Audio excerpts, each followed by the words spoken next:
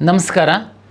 ಎಲ್ಲ ವಿದ್ಯಾರ್ಥಿಗಳು ಮತ್ತು ಪೋಷಕರು ಕರ್ನಾಟಕ ಪರೀಕ್ಷಾ ಪ್ರಾಧಿಕಾರದ ವತಿಯಿಂದ ಕೌನ್ಸಿಲಿಂಗ್ನಲ್ಲಿ ಭಾಗವಹಿಸುವಂಥದ್ದಕ್ಕೆ ಏನು ಸಿದ್ಧತೆಯನ್ನು ನಡೆಸಿಕೊಂಡಿದ್ದೀರಾ. ಈಗಾಗಲೇ ನಾವು ವೆರಿಫಿಕೇಷನ್ ಸ್ಲಿಪ್ಪನ್ನು ರಿಲೀಸ್ ಮಾಡಿದ್ವಿ.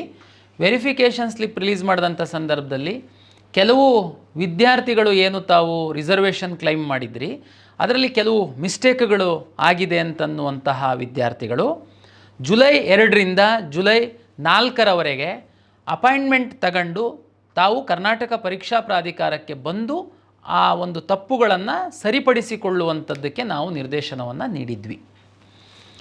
ವೆರಿಫಿಕೇಷನ್ ಸ್ಲಿಪ್ಪಲ್ಲಿ ಏನು ತಾವು ಕ್ಲೈಮ್ ಮಾಡಿದ್ರಿ ವಿವಿಧ ಮೀಸಲಾತಿಗಳನ್ನು, ಅದನ್ನು ನಾವು ಮುದ್ರಣ ಮಾಡಿದ್ವಿ. ಇಲ್ಲಿ ನಾವು ಗಮನಿಸಿರುವಂಥದ್ದು, ಬಹುತೇಕ ವಿದ್ಯಾರ್ಥಿಗಳು ಕ್ಲೈಮೇ ಮಾಡಿಲ್ಲ. ಕೆಲವು ವಿದ್ಯಾರ್ಥಿಗಳು ಕ್ಲೈಮ್ ಮಾಡಿದರೆ ವೆರಿಫಿಕೇಷನ್ ಮಾಡಿಸ್ಕೊಂಡಿಲ್ಲ. ಈ ಬೇರೆ ಬೇರೆ ಕಾರಣಕ್ಕೋಸ್ಕರ ವೆರಿಫಿಕೇಷನ್ ಸ್ಲಿಪ್ಪಲ್ಲಿ ಈ ತಾವು ಕ್ಲೈಮ್ ಮಾಡಿರುವಂತಹ ಮೀಸಲಾತಿಗಳು ಮುದ್ರಣವಾಗಿಲ್ಲ.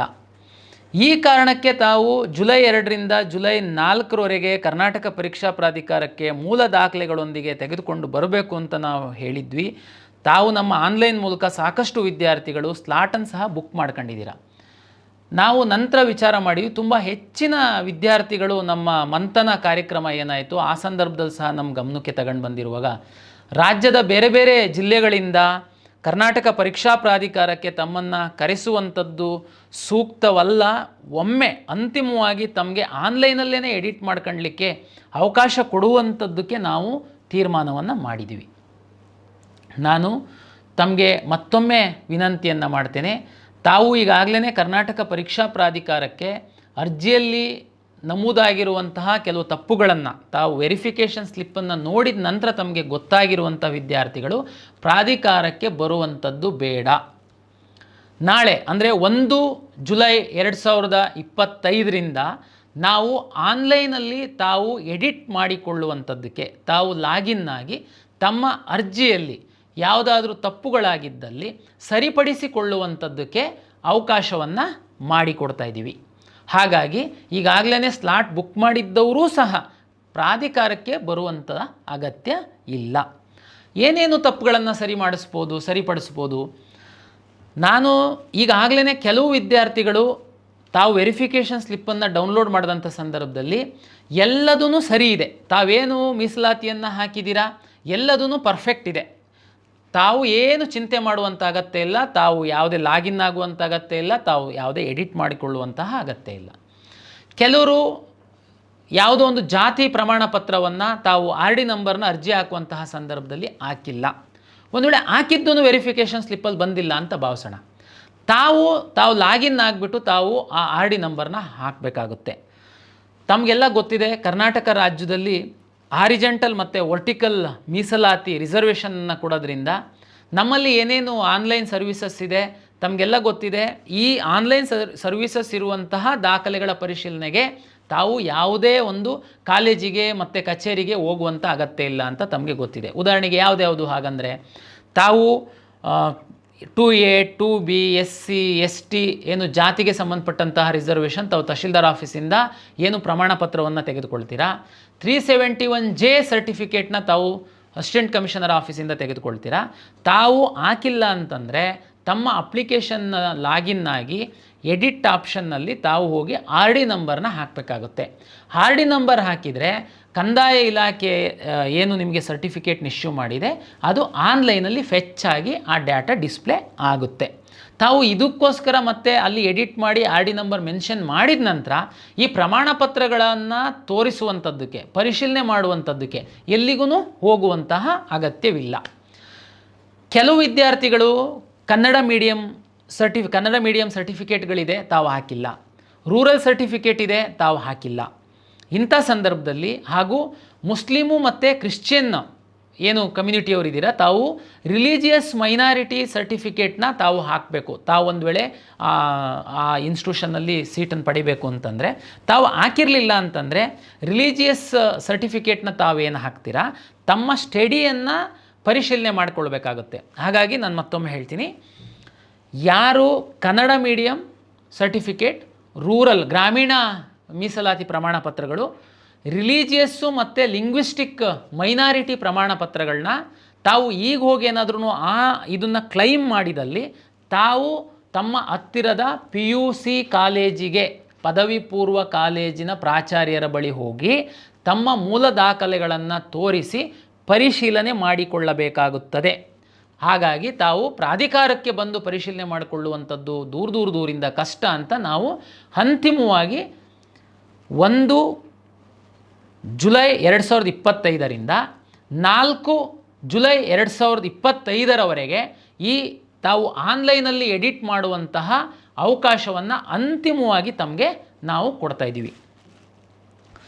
ವಿಶೇಷವಾಗಿ SC/ST ಕೆಟಗರಿ 1 ತಮಗೆಲ್ಲ ಗೊತ್ತಿರಲಿ, SC/ST ಕೆಟಗರಿ 1 ಅವರು ಕ್ಯಾಸ್ಟ್ ಸರ್ಟಿಫಿಕೇಟ್ದು RD ನಂಬರ್ ಜೊತೆಗೆ ತಮ್ಮ ಆದಾಯ ಪ್ರಮಾಣ ಪತ್ರದ RD ನಂಬರ್ ಸಹ ಹಾಕಬೇಕಾಗುತ್ತೆ. ಯಾರು SC/ST ಕೆಟಗರಿ 1 ಅವರು 10 ಲಕ್ಷದ ಒಳಗೆ ಇನ್ಕಮ್ ಇರ್ತೀರ, ತಾವು ಮಾತ್ರ ಇನ್ಕಮ್ ಸರ್ಟಿಫಿಕೇಟ್ನ ಹಾಕಬೇಕಾಗುತ್ತೆ. ಕೆಲವರು SC ಸರ್ಟಿಫಿಕೇಟನ್ನು ಹಾಕಿದ್ದಾರೆ, ಬಟ್ ಅವರು ಜನರಲ್ ಮೆರಿಟ್ ಇದ್ದಾರೆ. ಜನರಲ್ ಮೆರಿಟ್ ಅಂದರೆ ಆದಾಯ ಬಿಯಾಂಡ್ 10 ಲ್ಯಾಕ್ ರುಪೀಸ್ ಇದೆ. ತಾವು ಏನು ಸರ್ಟಿಫಿಕೇಟು ಆದಾಯ ಪ್ರಮಾಣ ಪತ್ರ ಹಾಕುವಂತಹ ಅಗತ್ಯ ಇಲ್ಲ. 2A 2B 3A 3Bಗೆ ಸಂಬಂಧಪಟ್ಟಂಥವರು ಏನು ತಹಶೀಲ್ದಾರು 8 ಲಕ್ಷದೊಳಗೆ ಆದಾಯ ಇದ್ದಂಥವರಿಗೆ ಜಾತಿ ಮತ್ತು ಆದಾಯ ಪ್ರಮಾಣ ಪತ್ರವನ್ನು ಕೊಟ್ಟಿರ್ತಾರೆ. ತಾವು RD ನಂಬರ್ ಹಾಕಿದ್ದೀರಾ, ತಮ್ಮ ಒಂದು ವೆರಿಫಿಕೇಷನ್ ಸ್ಲಿಪ್ಪಲ್ಲಿ ಅದು ಬಂದಿರುತ್ತೆ. ಈ GM ಅಂತ ಯಾರು ಹಾಕಿದ್ದಾರೆ ಅವರ ಒಂದು ಆದಾಯ ತೋರಿಸುವಂತಹ ಜಾಗದಲ್ಲಿ 0 ಅಂತ ಇದೆ. ಕೆಲವರು ಗೊಂದಲದಲ್ಲಿ ನಾವು GM ಇದ್ದೀವಿ, GM ಅಂತಂದರೆ ನಮ್ಮದು ಆದಾಯ beyond 8 lac rupees 10 lac rupees ಇದೆ, ಆದರೆ ನಮ್ಮ ಆದಾಯ ಜಾಗದಲ್ಲಿ 0 ಬಂದುಬಿಟ್ಟಿದೇನೋ. ತಾವು ದಯಮಾಡಿ ಏನು ಗಡಿಬಿಡಿ ಮಾಡಬೇಡಿ. ನಾವು ಕಂದಾಯ ಇಲಾಖೆ RD ನಂಬರನ್ನು ತೆಗೆದುಕೊಂಡು ನಾವು ಇಲ್ಲಿ ಡಿಸ್ಪ್ಲೇ ಮಾಡ್ತಿರೋದ್ರಿಂದ GM ಅವರಿಗೆ ಯಾವುದೇ RD ನಂಬರ್ ಇರಲ್ಲ, ಹಾಗಾಗಿ ಅದು 0 ಅಂತ ಬಂದಿದೆ. GM ಅನ್ನುವಂಥದ್ದು ಇಂಪಾರ್ಟೆಂಟು, ಆದಾಯದ ಜಾಗದಲ್ಲಿ 0 ಅಂತ ಅನ್ನುವಂಥದ್ದು ಇಂಪಾರ್ಟೆಂಟ್ ಅಲ್ಲ. ತಾವು ನೆಗ್ಲೆಕ್ಟ್ ಮಾಡಿ, ತಾವು ಏನು ಕರೆಕ್ಷನ್ ಮಾಡುವಂಥ ಅಗತ್ಯ ಇಲ್ಲ, ನಿಮ್ಮ ಆದಾಯವನ್ನು ತೋರಿಸುವಂತಹ ಅಗತ್ಯ ಇಲ್ಲ. ನೀವು ಜನರಲ್ ಮೆರಿಟ್ ಅಂತ ಬಂದಿದೆ, ಆಯಿತು, ನಿಮ್ಮದು ಆದಾಯ ನಮಗೆ ಸಂಬಂಧ ಇಲ್ಲ. ಯಾವಾಗ ನಮಗೆ ಆದಾಯ ಸಂಬಂಧ ಬರುತ್ತೆ, SC/ST ಕೆಟಗರಿ 1 ಅವರಿಗೆ ನಾವು ಫೀಸನ್ನು ರೀಫಂಡ್ ಮಾಡುವಂಥದ್ದು ಸೋಷಿಯಲ್ ವೆಲ್ಫೇರ್ ಡಿಪಾರ್ಟ್ಮೆಂಟಿಂದ, ಆಮೇಲೆ ನಾವು ಅವರಿಗೆ SNQನಲ್ಲಿ ಸೀಟ್ ಅಲಾಟ್ ಮಾಡುವಂಥದ್ದಕ್ಕೆ, ಮತ್ತು ನಾವು 0 ಫೀಸನ್ನು ಅವರಿಗೆ ಕಟ್ಟಿಸ್ಕೊಳ್ಳುವಂಥದ್ದು, ಈ ಬೇರೆ ಬೇರೆ ಕಾರಣಕ್ಕೆ SC/ST ಕೆಟಗರಿ 1 ಅವರಿಗೆ ಆದಾಯ ಇಂಪಾರ್ಟೆಂಟ್ ಆಗುತ್ತೆ. ಮತ್ತು OBC ಅವರು ಏನು 2A 2B 3A 3B ಅವರಿಗೆ ಸಹ SNQನಲ್ಲಿ ನಾವು ಅವರಿಗೆ ಕನ್ಸಿಡರ್ ಮಾಡುವಂಥದ್ದಕ್ಕೋಸ್ಕರ ಆದಾಯ ಇಂಪಾರ್ಟೆಂಟ್ ಆಗುತ್ತೆ. ಅದು ಕಂದಾಯ ಇಲಾಖೆಯಿಂದ ಏನು ಅವರ ಒಂದು ಪ್ರಮಾಣ ಪತ್ರದಲ್ಲಿ ನಮೂದಾಗಿರುತ್ತೆ, ಅವರು RD ನಂಬರ್ ಹಾಕಿದರೆ ಅದು ಆಟೋಮೆಟಿಕ್ಕಾಗಿ ಅದು ಫೆಚ್ ಆಗಿದೆ. ಹಾಗಾಗಿ GM ಅವರು 0 ಇನ್ಕಮ್ ಇದೆ, ನೀವೇನು ಚಿಂತೆ ಮಾಡಬೇಡಿ, GM ಇದೆ ಸಾಕು.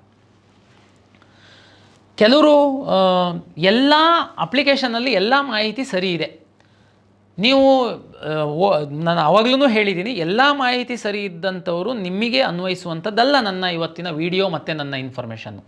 ತಪ್ಪಾಗಿರುವಂಥವರಿಗೆ ಹಿಂದೆ ಅರ್ಜಿ ಹಾಕುವಂಥ ಸಂದರ್ಭದಲ್ಲಿ ಕೆಲವೊಂದು ಮಾಹಿತಿಯನ್ನು ಹಾಕಿಲ್ದಿರುವಂಥವರಿಗೆ ಸಂಬಂಧ. ಹಾಗಾಗಿ ದಯಮಾಡಿ ಎಲ್ಲನೂ ಸರಿ ಇರುವಂಥವ್ರು ವೆರಿಫಿಕೇಷನ್ ಸ್ಲಿಪ್ಪಲ್ಲಿ ತಾವು ಲಾಗಿನ್ ಆಗಕ್ಕೆ ಹೋಗಬೇಡಿ, ನಿಮಗೆ ತಿದ್ದುಪಡಿಯ ಅಗತ್ಯ ಇಲ್ಲ. ನೀವು ಕೌನ್ಸಿಲಿಂಗ್ ಶುರುವಾಗ್ತಿದ್ದಂಗೆ ತಾವು ಆಪ್ಷನ್ ಎಂಟ್ರಿಗೆ ಓಪನ್ ಮಾಡ್ಕೊಂಡು ತಾವು ಆಪ್ಷನ್ ಎಂಟ್ರಿ ಮಾಡ್ಬೋದಾಗಿರುತ್ತದೆ.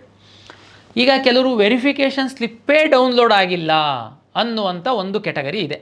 ಯಾರ್ಯಾರು ಇರ್ಬೋದು ವೆರಿಫಿಕೇಷನ್ ಸ್ಲಿಪ್ಪೇ ಡೌನ್ಲೋಡ್ ಆಗ್ತಾ ಇಲ್ಲ ತುಂಬ ಗೊಂದಲದಲ್ಲಿ? ನೋಡಿ, ಕರ್ನಾಟಕ ರಾಜ್ಯದಲ್ಲಿ KCET ಅಪ್ಲಿಕೇಶನ್ನು 3,70,000 ವಿದ್ಯಾರ್ಥಿಗಳು ಹಾಕಿದರು. ನಮ್ಮ KCET ಎಕ್ಸಾಮ್ ಬರೆದಂಥವರು 3,20,000. ಇನ್ನು ಉಳಿದವ್ರು ಯಾರು? ಅವರೆಲ್ಲರೂ ನೀಟು ವಿದ್ಯಾರ್ಥಿಗಳು, ನೀಟ್ ಪರೀಕ್ಷೆ ಬರೆದಿದ್ದಾರೆ. ನೀಟು ಮುಖಾಂತರ ಮೆಡಿಕಲ್ ಕಾಲೇಜ್ಗಳಲ್ಲಿ ಸೀಟ್ ತಗೊಳ್ಬೇಕು ಅಂತಂದರೆ KEAನಲ್ಲಿ ರಿಜಿಸ್ಟ್ರು ಮಾಡೋದು ಕೇಳಿದ್ವಿ. ತಾವೆಲ್ಲ ರಿಜಿಸ್ಟ್ರು ಮಾಡಿದ್ದೀರಾ, ನಿಮ್ಮ ವೆರಿಫಿಕೇಷನ್ ಸ್ಲಿಪ್ ಡೌನ್ಲೋಡ್ ಆಗ್ತಾ ಇಲ್ಲ. ಯಾಕೆ ಅಂತಂದರೆ ನಾವು ನ್ಯಾಷನಲ್ ಟೆಸ್ಟಿಂಗ್ ಏಜೆನ್ಸಿಯವರಿಂದ ನೀಟ್ ಡಾಟಾ ಬರುವಂಥದ್ದನ್ನು ವೆಯ್ಟ್ ಮಾಡ್ತಾಯಿದ್ದೀವಿ. ಒಂದು ಸರಿ ಅವ್ರದ್ದು ನೀಟ್ ಡಾಟಾ ನಮಗೆ ಬಂದರೆ ನಿಮ್ಮ ಅಪ್ಲಿಕೇಶನ್ನಲ್ಲಿ ನಿಮ್ಮ ವೆರಿಫಿಕೇಷನ್ ಸ್ಲಿಪ್ಪಲ್ಲಿ ನೀಟ್ ರ್ಯಾಂಕ್ ಡಿಸ್ಪ್ಲೇ ಮಾಡಬೇಕಾಗುತ್ತೆ ನಾವು. ಆ ಕಾರಣಕ್ಕೋಸ್ಕರ ನಾವು ನೀಟ್ ಡಾಟಾ ಬರ್ತಿದ್ದಂಗೆ ನಾವು ನಿಮ್ಮ ನೀಟ್ ರಿಜಿಸ್ಟರ್ ನಂಬರ್ ಹಾಕಲಿಕ್ಕೆ ನಾವು ಎನೇಬಲ್ ಮಾಡ್ತೀವಿ. ಯಾರೆಲ್ಲ ನೀಟ್ ಎಕ್ಸಾಮ್ ಬರೆದಿದ್ದೀರಾ ಇನ್ಕ್ಲೂಡಿಂಗ್ ಈಗ ಯಾರಿಗೆ ವೆರಿಫಿಕೇಷನ್ ಸ್ಲಿಪ್ ಡೌನ್ಲೋಡ್ ಆಗಿಲ್ಲ, ಅಂದರೆ ಬರೀ ನೀಟ್ ಎಕ್ಸಾಮ್ ಬರೆದಿರೋರು, ಯಾರು KCET ಎಕ್ಸಾಮ್ ಬರೆದಿದ್ದೀರಾ ತಮಗೆ ವೆರಿಫಿಕೇಷನ್ ಸ್ಲಿಪ್ ಡೌನ್ಲೋಡ್ ಆಗಿದೆ. ನೀಟ್ ನಾವು ನಿಮ್ಮ ನೀಟ್ ರಿಜಿಸ್ಟರ್ ನಂಬರ್ ಹಾಕಿ ಅಂತ ನಾವು ಹೇಳಿದಾಗ, ಅಂದರೆ ನಮಗೆ ಡೇಟಾ ಬಂದಾಗ ತಾವು ಹಾಕಿದರೆ KCETನಲ್ಲಿ ಎಕ್ಸಾಮ್ ಬರೆದಿರೋರು ವೆರಿಫಿಕೇಷನ್ ಸ್ಲಿಪ್ಪನ್ನು ಮತ್ತೆ ಡೌನ್ಲೋಡ್ ಮಾಡಿದರೆ ನಿಮಗೆ ನೀಟ್ ರ್ಯಾಂಕ್ ಡಿಸ್ಪ್ಲೇ ಆಗುತ್ತೆ. ಓನ್ಲಿ ನೀಟ್ ಎಕ್ಸಾಮ್ ಬರೆದಿರುವಂತಹ ವಿದ್ಯಾರ್ಥಿಗಳು ನಮ್ಮಲ್ಲಿ ಏನು ರಿಜಿಸ್ಟ್ರ್ ಮಾಡಿದ್ದೀರಾ, 40,000 ವಿದ್ಯಾರ್ಥಿಗಳಿದ್ದೀರಾ, ತಮಗೆ ತಾವು ನೀಟ್ ನಂಬರ್ ಆಗ್ತು ಅಂತಂದರೆ ತಮ್ಮದು ನೀಟ್ ರ್ಯಾಂಕ್ ಮಾತ್ರ ಡಿಸ್ಪ್ಲೇ ಆಗಿ ನಿಮ್ಮ ವೆರಿಫಿಕೇಷನ್ ಸ್ಲಿಪ್ಪು ಜೊತೆಗೆ ಯಾವುದೆಲ್ಲ ನಿಮ್ಮ ರಿಸರ್ವೇಷನ್ಸ್ ಇದೆ ಅದು ಡಿಸ್ಪ್ಲೇ ಆಗುತ್ತೆ. ಆಮೇಲೆ ನಾಟ ವಿದ್ಯಾರ್ಥಿಗಳದ್ದು ಸಹ ನಾವು ಹೋಲ್ಡ್ ಮಾಡಿದ್ದೀವಿ, ತಾವೇನು ಚಿಂತೆ ಮಾಡಬೇಡಿ. ನಿಮ್ಮದು ನಾಟದ್ದು ಮೊನ್ನೆ ಏನು ಎಕ್ಸಾಮ್ ಆಗಿದೆ ಅದರದ್ದು ರಿಸಲ್ಟ್ ಬಂದಾದಮೇಲೆ ಕೆಲವು ವಿದ್ಯಾರ್ಥಿಗಳಿಗೆ ಮಾರ್ಕ್ಸ್ ಎಂಟ್ರಿ ಮಾಡೋದಕ್ಕೆ ಏನಾದರೂ ಅವಕಾಶ ಇದ್ದರೆ ನಾವು ಅವಕಾಶ ಕೊಟ್ಟು ನಾವು ನಿಮಗೆ ಬಿಡ್ತೀವಿ. ಈಗ ನಾನು ಇಲ್ಲಿವರೆಗೆ ಹೇಳಿದ್ದಂಥದ್ದು 100% ಎ ಕ್ಲಾಸಲ್ಲಿ ಅರ್ಜಿ ಹಾಕಿರುವಂತಹ ವಿದ್ಯಾರ್ಥಿಗಳಿಗೆ ಸಂಬಂಧಪಟ್ಟಂತೆ.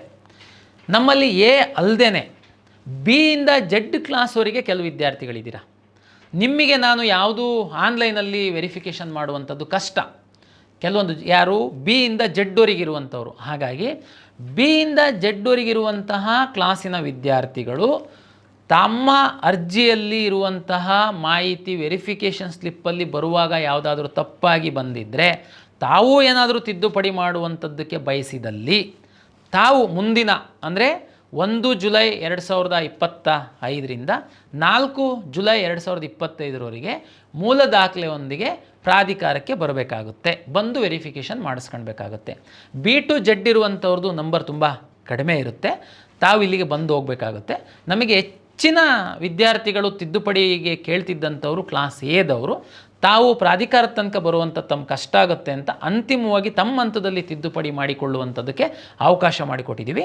ದಯಮಾಡಿ ತಮ್ಮ ಹಂತದಲ್ಲಿ ತಿದ್ದುಪಡಿ ಮಾಡ್ಕೊಳ್ಳಿ. ಜೊತೆಗೆ ವಿದ್ಯಾರ್ಥಿಗಳಿಗೆ ನಾನು ಹೇಳ್ತೀನಿ, ನೀವು ಅಪ್ಲಿಕೇಶನ್ನಲ್ಲಿ ಏನು ತಿದ್ದುಪಡಿ ಮಾಡ್ತೀರಾ ಇವತ್ತು ಬೆಳಿಗ್ಗೆ ತಿದ್ದುಪಡಿ ಮಾಡಿ ಸಂಜೆನೇ ನೀವು ವೆರಿಫಿಕೇಷನ್ ಸ್ಲಿಪ್ ಡೌನ್ಲೋಡ್ ಮಾಡ್ಕೊಳಕ್ಕೆ ಹೋಗಬೇಡಿ. ಸಂಜೆನೇ ವೆರಿಫಿಕೇಷನ್ ಡೌನ್ಲೋಡ್ ಮಾಡ್ಕೊಳಕ್ಕೆ ಹೋದರೆ ಅದು ಅಪ್ಡೇಟ್ ಆಗಿರಲ್ಲ, ಮತ್ತು ನಿಮಗೆ ಅದೇ ಹಳೆ ವೆರಿಫಿಕೇಷನ್ ಸ್ಲಿಪ್ಪೇ ಬರುತ್ತೆ. ದಯಮಾಡಿ 1ನೇ ತಾರೀಕಿಂದ 4ನೇ ತಾರೀಕಿನವರೆಗೆ ನಾವು ಎಡಿಟಿಗೆ ಅವಕಾಶ ಕೊಟ್ಟಿದ್ದೀವಿ. 4ನೇ ತಾರೀಕು ನಾವು ಆ ಡೇಟಾನ ಈ ಕಡೆ ಸರ್ವರಿಗೆ ತೆಗೆದುಕೊಂಡು ಅಪ್ಡೇಟ್ ಮಾಡಿ, ಯಾರು ತಿದ್ದುಪಡಿಗಳನ್ನ ಮಾಡಿರ್ತೀರ ನಿಮಗೆ 5ನೇ ತಾರೀಕು ವೆರಿಫಿಕೇಷನ್ ಸ್ಲಿಪ್ ಬಿಡ್ತೀವಿ. ತಾವು ದಯಮಾಡಿ ಗಮನದಲ್ಲಿ ಇಟ್ಕೊಂಡು 5ನೇ ತಾರೀಕು ವೆರಿಫಿಕೇಷನ್ ಸ್ಲಿಪ್ಪನ್ನು ಡೌನ್ಲೋಡ್ ಮಾಡ್ಕೊಳ್ಳಿ. ಆವಾಗ ನೀವೇನು 1ರಿಂದ 4ನೇ ತಾರೀಕುವರೆಗೆ ಏನಾದರೂ ತಾವು ತಿದ್ದುಪಡಿ ಮಾಡಿಕೊಂಡಿದ್ದಲ್ಲಿ ತಮಗೆ ಅದು ಡಿಸ್ಪ್ಲೇ ಆಗುತ್ತೆ ನಿಮ್ಮ ವೆರಿಫಿಕೇಷನ್ ಸ್ಲಿಪ್ಪಲ್ಲಿ. ಈಗಾಗಲೇ ಅರ್ಜಿ ಹಾಕಿದ್ದು ಕೆಲವು CBSE ಮತ್ತು ICSEಗೆ ಸಂಬಂಧಪಟ್ಟಂತಹ ವಿದ್ಯಾರ್ಥಿಗಳ ಡೇಟಾ, ಸ್ಯಾಟ್ಸ್ ಡೇಟಾ ನಮಗೆ ಬಂದಿಲ್ಲದಿರುವಂತಹ ವಿದ್ಯಾರ್ಥಿಗಳು, ತಾವು 1ನೇ ತರಗತಿಯಿಂದ 10ನೇ ತರಗತಿಯವರೆಗೆ ತಾವು ತಮ್ಮ ಅಪ್ಲಿಕೇಶನಲ್ಲಿ ಟೈಪ್ ಮಾಡಿದ್ರಿ, ಆಟೋ ಫೆಚ್ ಆಗಿರಲಿಲ್ಲ, ಅವ್ರುಗಳಿಗೆ ನಾವು ತಮ್ಮ ಸಮೀಪದ PU ಕಾಲೇಜಲ್ಲಿ ಹೋಗಿ ಡಾಕ್ಯುಮೆಂಟ್ ನಿಮ್ಮ ಸ್ಟಡಿ ಸರ್ಟಿಫಿಕೇಟ್ನ ವೆರಿಫಿಕೇಷನ್ ಮಾಡ್ಕೊಳ್ಳಿ ಅಂತ ಹೇಳಿದ್ವಿ. ಕೆಲವರು ವೆರಿಫಿಕೇಷನ್ ಮಾಡ್ಕೊಂಡಿಲ್ಲ, ತಾವು ಅಪ್ಲಿಕೇಶನ್ ತೆಗೆದು ನೋಡ್ಬೋದು, ಲಾಸ್ಟಲ್ಲಿ ಗೊತ್ತಾಗುತ್ತೆ. Claimed Kannada medium claimed not verified, study details claimed not verified ಅಂತ, ಅಂದರೆ ನಿಮ್ಮ ವೆರಿಫಿಕೇಷನ್ ಸ್ಲಿಪ್ ಬಂದಿರಲ್ಲ. ತಾವು ಸಮೀಪದ ಸರ್ಕಾರಿ PU ಕಾಲೇಜಿಗೆ ಹೋಗಿ ಈಗಲೂ ಬೇಕಾದರೆ ಮುಂದಿನ 4-5 ದಿವಸದಲ್ಲಿ ತಾವು ವೆರಿಫಿಕೇಷನ್ ಮಾಡಿಸ್ಕೊಂಡ್ರೆ ನಿಮಗೆ ಆಮೇಲೆ 5ನೇ ತಾರೀಕಿಗೆ ವೆರಿಫಿಕೇಷನ್ ಸ್ಲಿಪ್ಪು ಡೌನ್ಲೋಡ್ ಮಾಡಲಿಕ್ಕೆ ಸಾಧ್ಯ ಆಗುತ್ತೆ. ವಿದ್ಯಾರ್ಥಿಗಳು ಮತ್ತು ಪೋಷಕರ ಹಿತದೃಷ್ಟಿಯಿಂದ ಕರ್ನಾಟಕ ಪರೀಕ್ಷಾ ಪ್ರಾಧಿಕಾರ ಅಂತಿಮವಾಗಿ ತಮ್ಮ ತಪ್ಪುಗಳನ್ನು ಸರಿಪಡಿಸಿಕೊಳ್ಳುವಂಥದ್ದಕ್ಕೆ ಅವಕಾಶವನ್ನು ಕೊಟ್ಟಿದ್ದೀವಿ. ದಯಮಾಡಿ ಇದರ ಸದುಪಯೋಗವನ್ನು ಪಡಿಸಿಕೊಳ್ಳಿ. ನಾವು ಕೌನ್ಸಿಲಿಂಗಿಗೆ ಎಲ್ಲ ಸಿದ್ಧತೆಗಳನ್ನು ಮಾಡಿಕೊಂಡಿರೋದ್ರಿಂದ ನಾವು 4ನೇ ತಾರೀಕಿನ ನಂತರ ಯಾವುದೇ ಕಾರಣಕ್ಕೆ ಯಾವುದೇ ದಾಖಲೆಗಳನ್ನು ಸರಿಪಡಿಸ್ಕೊಳ್ಬೇಕು ಅಂತ ಬಂದರೆ ನಾವು ನಿಮಗೆ ಅವಕಾಶ ಕೊಡಲ್ಲ. ಯಾಕೆ ಅಂತಂದರೆ ನಾವು ಕೌನ್ಸಿಲಿಂಗ್ ಆಪ್ಷನ್ ಎಂಟ್ರಿ ಶುರು ಮಾಡಬೇಕಾಗುತ್ತೆ. ಹಾಗಾಗಿ ಇದು ಅಂತಿಮ ಅವಕಾಶ. ದಯಮಾಡಿ ಈ ಒಂದು ಅವಕಾಶವನ್ನು ಸದುಪಯೋಗ ಪಡಿಸಿಕೊಳ್ಬೇಕು ಅಂತೇಳಿ ಎಲ್ಲ ವಿದ್ಯಾರ್ಥಿಗಳು ಮತ್ತು ಪೋಷಕರಲ್ಲಿ ಪ್ರಾಧಿಕಾರದ ವತಿಯಿಂದ ವಿನಂತಿಯನ್ನು ಮಾಡಿಕೊಳ್ತೇನೆ. ಎಲ್ಲರಿಗೂ ಮತ್ತೊಮ್ಮೆ ನಮಸ್ಕಾರಗಳು.